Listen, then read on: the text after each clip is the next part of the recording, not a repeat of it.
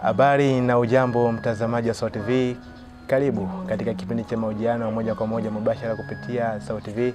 Na leo tuko na mada mezani inayosema je, kuna dalili zozote za Chama cha Demokrasia na Maendeleo Chadema kuweza kufanikiwa juu ya ajenda yao ya no reforms no election kuelekea katika uchaguzi mkuu wa Oktoba 2025 hapa nchini Tanzania. Na leo niko na mchambuzi wa masuala ya kisiasa nchini Afrika na pia kwa duniani kwa ujumla, Hamdun Marcel. Yeye ni mchambuzi wa masuala ya kisiasa na atatuletea juu ya mtazamo wake kuhusiana na ajenda hii ya Chadema.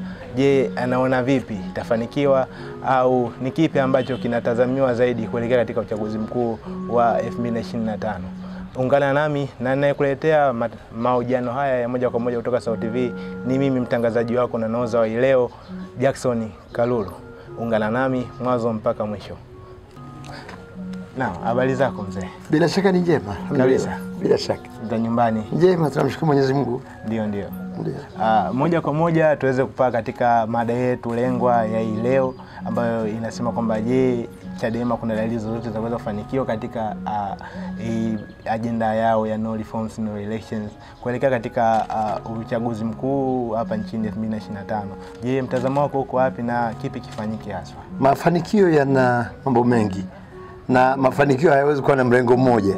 Hapana. Unaweza ukakosa hili ukalipata hili. Kwa hiyo ukiwa na mrengo mmoja katika mafanikio utakosea sana. Lakini labda tuzungumzie hili kwamba no reform no election, ambayo inamaanisha kwamba kama hakuna mabadiliko hakuna uchaguzi. Mimi naweza kuleta kwa namna mbili. Moja ni kwamba kwa kuleta maana ya lugha. Msemo ule. Kwa bwana, kama hakujalimwa hapa hakuna chochote kitakachoota kitakachostawi. Hiyo haizuii kwamba vitu kuota pale, ila kustawi ndio ngoma ngumu, kwamba haviwezi kunawiri kwa sababu hakujasafishwa, sio pala pazuri.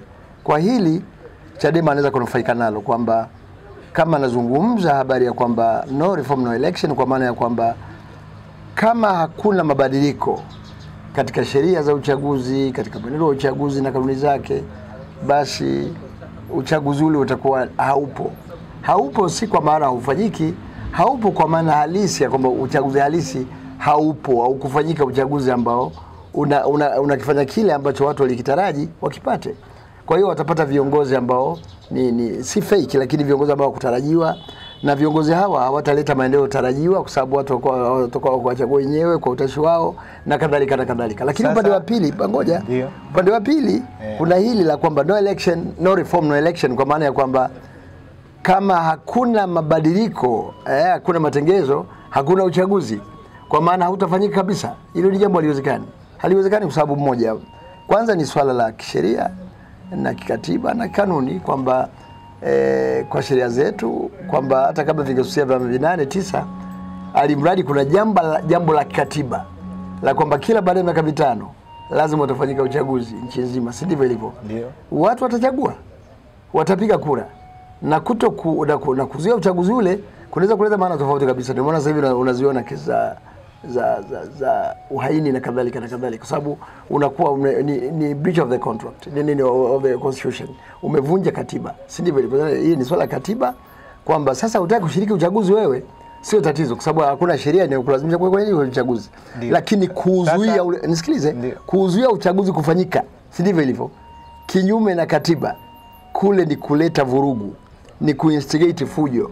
Kwa hiyo utashtakiwa kwa hilo. Na jambo la pili, uchaguzi utafanyika na utapata viongozi usio wahitaji, lakini utafanya nini? Utafanyika. Kwa hiyo hili sio rahisi kufanikiwa. Hapo kwa matukio ya hivi karibuni, tangu Chadema waweze kuweka wazi ajenda yake ya no reforms no election, kumekuwa na matukio ya utekaji, lakini pia baadhi kwa viongozi, hata Tundu Lissu naye pia amewekwa hatiani kuhusiana na swala hili kuendesha nani. Je, unahisi serikali inaweza kuhusika moja kwa moja au ni kipi kifanyike na inatoa taswira gani kuelekea uchaguzi mkuu? Kabla ya kwenda kifanyike kitu gani, kwanza Tundu Lissu hajatiwa hatiani hata kidogo. Tundu Lissu amezuiliwa, amewekwa ndani, na kwa mujibu wa sheria kwa shtaka analoshtakiwa nalo halimpi ruhusa ya kupata dhamana, na ndio maana yuko gerezani hadi sasa. Na pili, sheria inakataza kuzungumzia shauri lililoko mahakamani, si ndivyo ilivyo kwa mujibu wa sheria zetu. Kwa nafikiri hilo tuliache kando, lakini ndivyo lilivyo. Lakini la pili, kwamba watu wametekwa. Watu wametekwa ni akina nani? Maana inji vinji na watu wangapi? Watu waliotekwa ni viongozi na wanachama wa viongozi wenye uzito gani? Maana unajua hakuna proof katika vitu hivi vya habari. Ni lazima uwe na ushahidi, kwa sababu lazima uthibitishe kwamba huyu katekwa na huyu, si ndivyo ilivyo? Au katekwa na huyu, nisikilize, au bila hivyo utashtakiwa kwa kashfa. Yani lazima uwe makini. Unaweza ukapata tabu na hata kushtakiwa, kwa sababu kuna tuhuma kwamba labda wanaotekwa au wanaopotea labda wanaweza kuwa wametekwa na watu wa serikali, si ndivyo ilivyo? Lakini kwa wametekwa na serikali, hapana, utakosea. Na katika kutokosea hili ni kwamba inawezekana kwamba watu hawa wakawa wametekwa na nani? Sasa ni lazima tuangalie vyombo gani vinachunguza, vitachunguza lini, vitaleta lini, ili tupate kujadili aliyokuwa amemteka huyu ni nani na kwa nini. Hilo ni jambo la kwanza. Lakini pia wakati wa kuzungumza lazima tujue huyu ni nani, huyu anomteka mwenziwe, ni huyu alotekwa ni nani, ana umuhimu gani na uzo gani, kwamba asipokuwepo yeye, si ndivyo ilivyo, jambo fulani halitafanyika. Maana nina hakika kwamba hata hao watekaji na wauaji na watu wa namna hiyo wanafanya mambo haya mara zote kuhakikisha kwamba jambo fulani halifanikiwi. Je, hao wanaotekwa ni kweli wana uwezekano kwa kutekwa kwao wakazuia jambo fulani kufanikiwa? Likawa halifanyiki kwa sababu tu wametekwa. Kwa hiyo katika hili ni kwamba lazima tuwe makini. Inawezekana kabisa wanatekwa, ni kweli, si ndivyo ilivyo? Sasa wametekwa na nani? Lakini kabla ya kujua ni nani au ni nani amemteka, tujiulize hao wanaotekwa kama ni kweli wametekwa, ni nani kati ya hao ana nguvu za kuathiri maamuzi, kwamba anachaguliwa rais kwa kuwepo huyu atasababisha huyu asichaguliwe? Hilo ndio jambo la sasa. Turudi kwenye mada yetu moja kwa moja. Sasa kwenye chama cha Chadema, baada ya ugunduzi wa hii no reforms no election chini ya John Heche pamoja na Tundu Lissu, kumekuwa na upinzani wenyewe ndani kwa ndani na migongano ndani kwa ndani ya chama. Je, unadhani upinzani huo wa ndani kwa chama, je, ni chanzo moja hapo ambacho kinaweza kupelekea ajenda hii kuweza kufeli na kuanguka kuelekea katika uchaguzi wa 2025? Kuna wakati mmoja Prince Bagenda, mwandishi mmoja maarufu, aliwahi kuandika kitabu kwamba Mwalimu ni bingwa mkakati uliofeli kabla haujaanza. Sio? Na hili pia no reform no election campaign inafeli kabla ya kuanza, kwa sababu kwanza haionyeshi kama imeshirikisha na kuafikiwa na watu wote waliotakiwa kuisambaza nchi nzima. Na ushahidi unakuja kwamba ndani ya viongozi wa kamati kuu, ndani ya kanda na watu wengine, si ndivyo ilivyo, wameonekana kupinga jambo hili. Hili ni jambo la kwanza, na wagombea watu muhimu katika chama na wenyewe wanaonekana kulipinga jambo hili. Na jambo hili alikuanzishwa na John Heche peke yake na Tundu Lissu, hapana. Hili lianza wakati wa utawala wa Bwana Mbowe. Lakini wanasema kwamba kamati kuu, si ndivyo ilivyo, ilileta jambo hili si kwa minajili ya kuzuia uchaguzi, kwa sababu walikuwa wanajua kwamba ni sheria, lakini walitaka kuonyesha kwamba uchaguzi huu is a total absurd, si ndivyo ilivyo, ni upuuzi mtupu. Kwa maana gani? Kwamba hata kama unafanya ni upuuzi mtupu, kwa maana hauzingatii vigezo vinavyoufanya uchaguzi kwa huru kwa wenye kuchagua, si ndivyo ilivyo, na kadhalika na kadhalika. Lakini hawa wamekuja wakafanya mabadiliko katika hiyo reform, wakafanya reform nyingine kwa minajili, kwa mujibu wao, kwamba wakasema tafsiri yake ni kuzuia uchaguzi fanya nini usifanyike. Hapa ndio kulikuwa na tofauti. Na sasa kujibu swali lako ni kwamba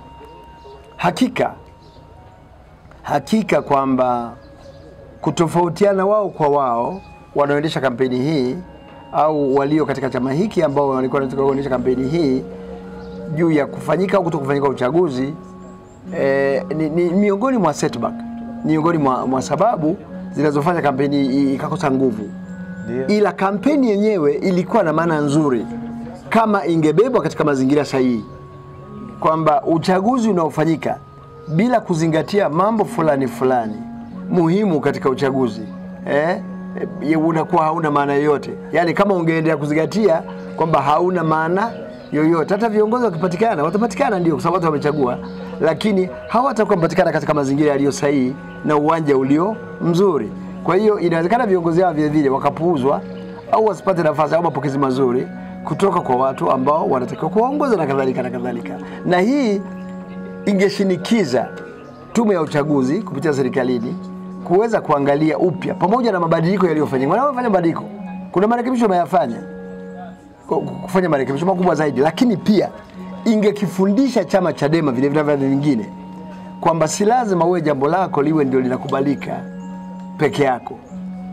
Kuna wengine wanaweza kuliona si sawa. Katika kutimiza misingi ya demokrasia, si ndivyo ilivyo? Inabidi na ufanye nini?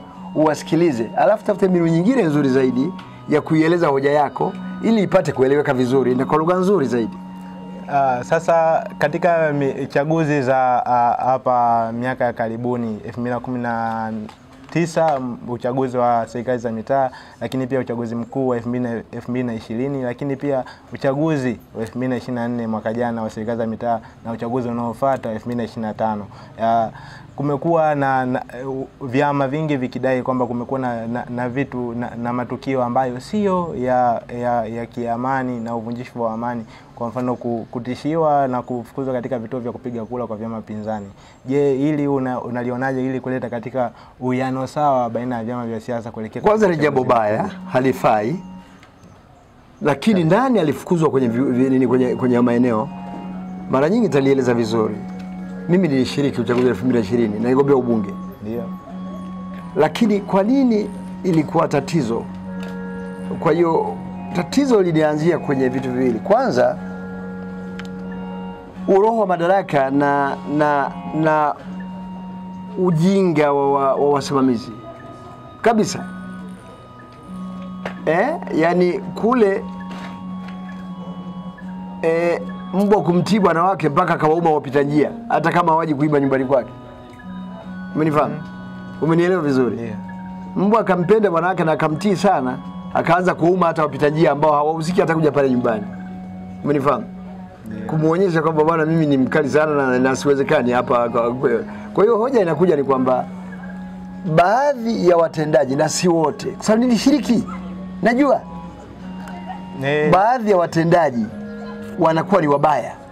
Sasa kwa maelekezo au kwa ufedhuli wao au kwa ujinga wao, haya ni masala ya uchunguzi. Hilo jambo la kwanza. Lakini jambo la pili katika hili ni kutokujua kwa watu wanaoshiriki kwenye siasa. Unakuta mtu anataka kwenda kushiriki lakini hajui ABC katika masuala ya uchaguzi. Na kwa kuwa hajui, wale wanaopambana nao ni wazoefu, wanatumia udhaifu wake yeye ili kuweza kumdhulumu. Tumefahamiana? Yeah. Na tatizo kubwa ni kwamba watu wanachukulia kwamba ni rahisi. Kwamba wewe umempeleka wakala kituoni. Mimi ni kafu. Umpeleka wakala kituoni asimamie kura zako. Jambo zuri tu. Lakini wakala huyu hajawahi kuhudhuria mafunzo yoyote ya kusimamia. Wakala unampata siku kadhaa chache kabla ya uchaguzi kufanyika, tena kwa kumbembeleza. Halafu hana ujuzi na hana utashi, lakini anaitaka shilingi 5,000 utakayompa mwisho wa siku pale kama msimamizi wa uchaguzi. Hajali kama umeshinda au umeshindwa, si ndivyo ilivyo? Lakini pia anashinda kwenye kituo na njaa huyu. Hajanywa chai, hajala chakula cha mchana, na jioni utampa shilingi 5,000 ikiwa ni pamoja na nauli yake hiyo 5,000. Sikiliza vizuri. Yeah. Na hili ni tuliweke vizuri. Kwa sababu tusipoliweka vizuri hili litaharibu taifa letu. Huyu wa CCM huyu anapewa 40,000 jioni kama posho yake.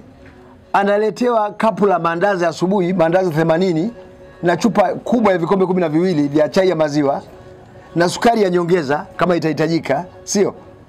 Alafu na kopo la Blue Band na kisu cha kukatia mkate na mkate mmoja wa ziada alafu wale wote mawakala wengine, sio wa Chadema, wa CUF, TLP, NCR, ACT Wazalendo kadhalika, wote wanapiga miayo. Nisikilize, yani ili tuliweke vizuri, liwe kwenye record kabisa. Kwa sababu ninaelewa, nazungumza kitu ambacho wala hatutapinga. Katika hili kwanza njoo kwenye ubinadamu wa kawaida. Huyu mtu ajani wa chai huyu mtu asemu huyu wakala wake ana ahadi ya shilingi 40,000 jioni. Kapewa nauli shilingi 5,000 kutoka nyumbani. Kaletewa kapu cha mandazi na kopo la Blue Band, si ndivyo ilivyo? Na chupa ya vikombe 12 vya maziwa kabisa, na sukari imeshaungwa lakini kuna sukari ya ziada, si ndivyo ilivyo? Alafu mchana ataletewa chakula, kapu kubwa hivi, lina sahani 12 za wali mle ndani. Halafu mna kuku mzima amewekwa mle. Na mchuzi mzuri, umenifahamu? Halafu na maji ya kunywa chupa 8, si huyu anakunywaje haya maji yote? Halafu jioni anapewa 40,000 na nauli ya kuondokea. Kumbe wakala wa CCM ana uwezo wa kuwahonga hawa mawakala wenu wote, wanakabaki na hela nyingi kuliko wao. Sahihi. Umeelewa vizuri? Hebu sikiliza, nataka nionyeshe na kabla ya kwenda popote, hebu uona. Hawa kama wanahongwa na wakala wa chama kingine cha siasa, wewe unategemea kushinda namna gani? Na katika ushindani kila mtu anataka kushinda. Naam. Hii ni waeleza ukweli. Ikitokea siku moja kwamba huyu msimamizi wa uchaguzi akakosea, si umepata kura 40, mwenzio akapata kura 340 au 400. Akakutaja wewe mwenye 40 kwamba wewe na unajua kabisa kwamba mimi amenishinda vibaya sana. Fulani bwana ndiye mshindi wa kura 40, utasimama na kushangilia ile hali unajua sio kweli. Umenifahamu? Na katika hili ndio maana kwambia ushindi kila mmoja uhitaji. Utawala kila mmoja anauhitaji. Makosa ya watendaji yanaweza kumpa aliyekuwa ameshinda kweli, yakamnyima aliyekuwa ameshindwa. Yakampa aliyekuwa ameshindwa, yakampa aliyekuwa ameshinda. Ameshindwa yakampa badala ya kwa aliyekuwa ameshinda na kadhalika. Hivi vinatokea, lakini kimsingi ni kwamba udhaifu wa vyama, hoja yangu, udhaifu wa vyama kiuchumi sio ndio unaosababisha mambo haya mengine kufanya nini?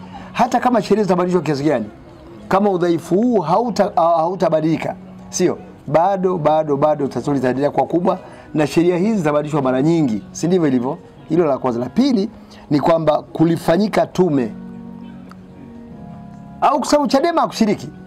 Maana kama hakushiriki Chadema labda inaonekana kwamba kila kitu kinafanyika sio sawa. Vyama 18 vilishiriki. Sikilize, vilifanya ilikuwa inaitwa kamati ilikuwa chini ya vyama. Walifanya na walipitisha baadhi ya mambo. Baadhi ya mambo yalikwama, ni kweli, si ndivyo ilivyo?